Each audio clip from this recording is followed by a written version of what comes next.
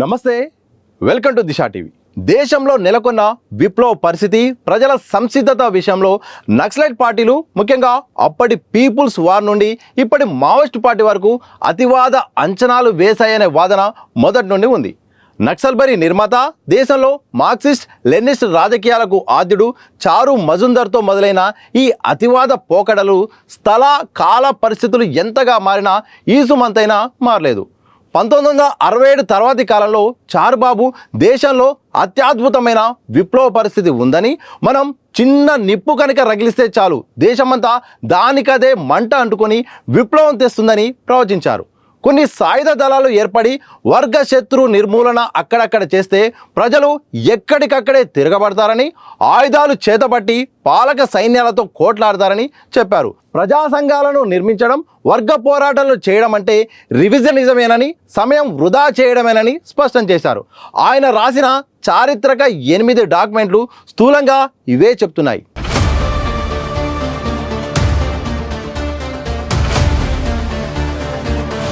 ఇక చారుబాబు మరణించిన తర్వాత కూడా విప్లవ పరిస్థితిపై అదే అతివాద ధోరణి కొనసాగింది. సిపిఐఎంఎల్ సెంట్రల్ ఆర్గనైజింగ్ కమిటీ 1972 తర్వాత ఈ అంచనానే ముందుకు తీసుకెళ్లింది. అప్పటికి వియత్నాం, కాంబోడియాలపై అమెరికా ఆక్రమణ, ఇతర దేశాల్లో ఆధిపత్య ధోరణి, 2 అగ్రరాజ్యాల మధ్య వైరుధ్యాలు చివరికి 3వ ప్రపంచ యుద్ధానికి దారితీస్తాయని పలు రాజకీయ తీర్మానాల్లో పేర్కొన్నారు. మొదటి ప్రపంచ యుద్ధం తర్వాత సోవియట్ రష్యాలో, 2వ ప్రపంచ యుద్ధం తర్వాత తూర్పు యూరప్ దేశాల్లో, చైనాలో విప్లవాలు బద్దలైన విధంగానే 3వ ప్రపంచ యుద్ధం వచ్చి ఇండియాతో సహా పలు వెనుకబడిన దేశాలు విముక్తవుతాయని నమ్మారు. 1980లో పీపుల్స్ వార్ గ్రూప్ను స్థాపించిన కొండపల్లి సీతారామయ్య సైతం తన రచనలో ఇదే విషయం చెప్పారు.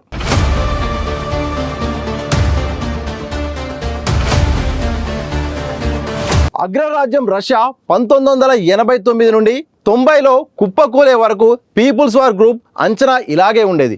నాయకత్వం కొండపల్లి నుండి గణపతి తదితరుల చేతుల్లోకి వెళ్ళిన 3వ ప్రపంచ యుద్ధం బద్దలు కాకపోయినా, కనీసం ఆ జాడలు కూడా కనిపించకున్నా విప్లవ పరిస్థితిపై అంచనాలు మాత్రం అలాగే కొనసాగాయి. సోవియట్ రష్యా అంతరించిన తర్వాత 3వ ప్రపంచ యుద్ధం ప్రస్తావన రాలేదు. కానీ అగ్రరాజ్యం అమెరికాతో సహా అన్ని పెట్టుబడిదారి దేశాలు తీవ్రమైన ఆర్థిక సంక్షోభంలో కూరుకుపోయాయని, ఏ సమయంలోనైనా ప్రపంచవ్యాప్తంగా అది బద్దలై ప్రజలు తిరగబడవచ్చని రాశారు. విప్లవ పార్టీ చేయాల్సిందల్లా అప్పటి వరకు అన్ని రకాల తయారీలు చేసుకుంటూ దాన్ని సద్వినియోగం చేసుకొని రష్యా, చైనా లాగా విప్లవాన్ని గెలవడానికి సన్నద్ధం కావడమేనని స్పష్టం చేశారు.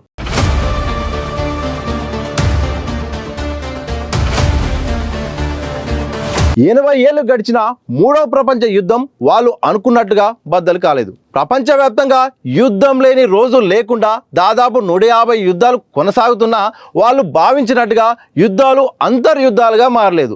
మన దేశంతో సహా ఎక్కడ విప్లవోద్యమాలు సఫలం కాకపోవడానికి విప్లవ పార్టీ బలహీనతే కారణం అనే మేరకు గుర్తించిన, అందుకు కారణాలు అర్థం చేసుకోవడంలో మాత్రం మళ్ళీ అతివాదమే కొనసాగింది. ఆ పార్టీ కేంద్ర కమిటీ 2021 జనవరిలో విడుదల చేసిన భారత ఉత్పత్తి సంబంధాల్లో మార్పులు, మన రాజకీయ కార్యక్రమం అనే తెలుగు డాక్యుమెంట్ 213వ పేజీలో ఇలా ఉంది.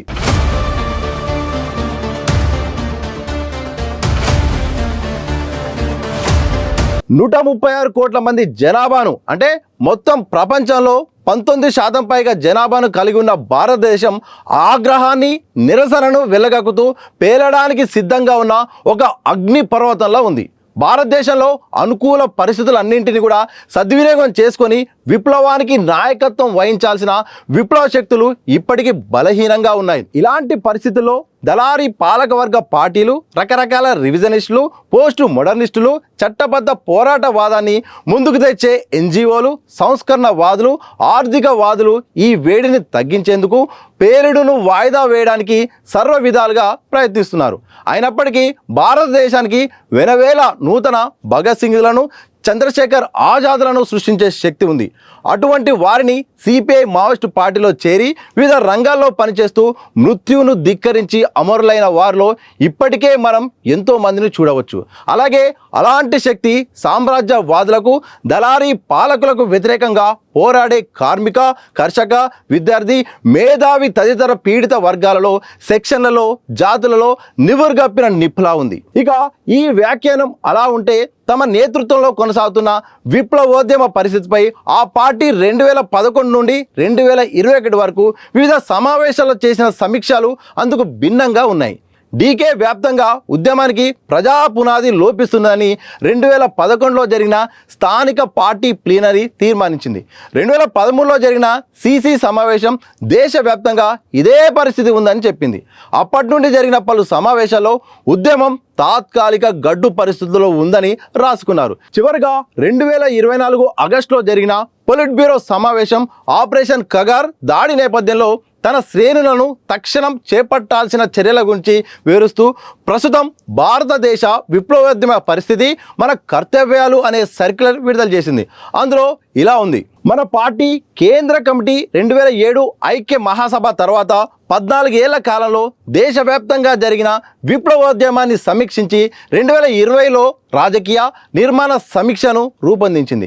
దేశవ్యాప్తంగా విప్లవోద్యమం తాత్కాలిక వెనకంజ స్థితిలో ఉందని, ఈ పరిస్థితిని అధిగమించి విప్లవోద్యమాన్ని ముందుకు తీసుకెళ్లడం మన ప్రధాన లక్ష్యమని ఇందులో నిర్దేశించింది. ఈ అతివాద అంచనాలు 1970 నుండి ఇప్పటి వరకు పార్టీ శ్రేణుల్లో విప్లవ స్ఫూర్తిని, ఆత్మవిశ్వాసాన్ని నింపిన, చివరకు రాజకీయంగా, సైనికంగా ఘోర పరాజయం పొందడానికి దారితీసిన నిర్ణయాలకు పురిగొల్పింది.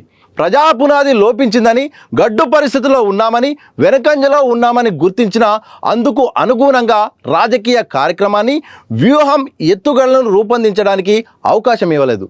కేవలం దండకారణ్యంలోని ఓ 4-5 జనార్దన సర్కార్ల పరిధిలో ఉన్న కొన్ని లక్షల మంది ఆదివాసీ ప్రజల్లో నెలకొన్న విప్లవ సంసిద్ధత, చైతన్యం తదితర పరిస్థితులను చూసి మొత్తం దేశమంతా అలాగే ఉందని ఊహించుకునే భ్రమలకు దారితీసింది. ప్రస్తుతం బయట సమాజం స్వార్థంతో నిండా మునిగి ఉన్నదని, మనిషి తన చుట్టూ తాను తిరుగుతూ అంతిమంగా డబ్బు చుట్టూ తిరుగుతున్నాడని, విప్లవ సంసిద్ధత ఏమాత్రం లేదని, అది సామాజిక మార్పులకు ప్రతిబింబమని అడవుల్లో ఉన్న వారికి ఎవరు ఎందుకు చెప్పలేదు? దేశవ్యాప్తంగా మారిన ఉత్పత్తి, మానవ సంబంధాలను ఇప్పటికైనా డీకే నుండి బయటికి వచ్చి క్షుణ్ణంగా అధ్యయనం చేయాలని ఎందుకు సూచించలేదు? అగ్నిపర్వతం బద్దలు కాకుండా జంజీతరం తిరగబడిన శ్రీలంక, బంగ్లాదేశ్, నేపాల్ వంటి దేశాల్లో కూడా తిరిగి పార్లమెంటరీ పార్టీలే అధికారంలోకి వచ్చిన విషయం ఎందుకు వివరించలేదు?